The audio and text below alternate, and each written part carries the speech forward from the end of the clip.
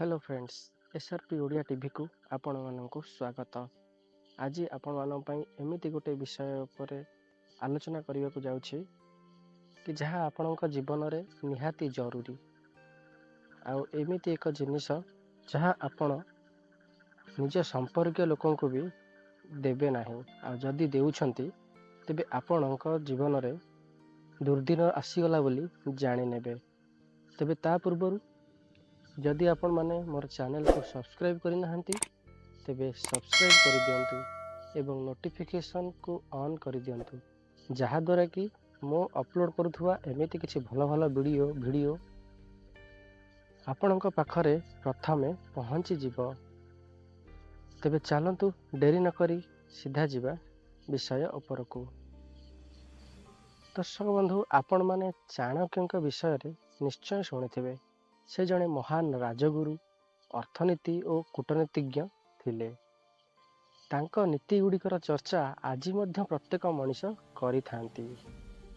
से तांको नीति रे एमिति किछि अमूल्य कथा कहिसंती जहाकू जड़े जदि मानि थाए बा पालन करे ताहा जीवन सर्वदा सुखमय और सफलतापूर्ण होई थाए बोली विश्वास अछि।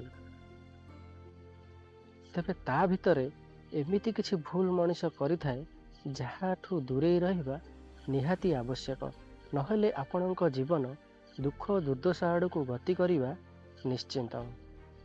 आचार्य चाणक्य एमिति जिनिस विषय कहिसंती जहाकू केही जेते भी मागिले से जिनिस देबा उचित नुहे। तेबे आज मु आपनकू से जिनिसटी कौन कहिबाकू जाउछि।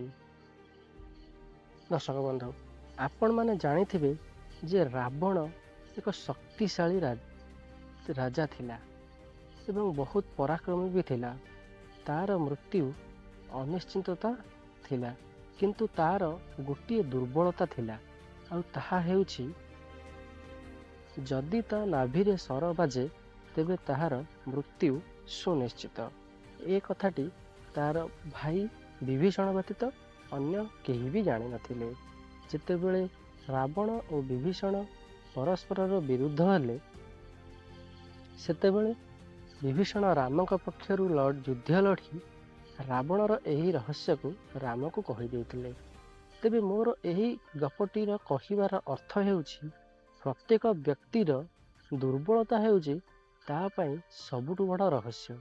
आउ से आपणकर जेते भी निजर होई थाउ ना काहेकि, एमिति कि आपणक स्त्री भी होई थाउ ना काहेकि, केबे भी ताहा आगरे निजर दुर्बलता को प्रकाश करिवे नाही, नहेले आपणकर मृत्यु सुनिश्चित किंबा आपण असुविधार पड़िबा सुनिश्चित।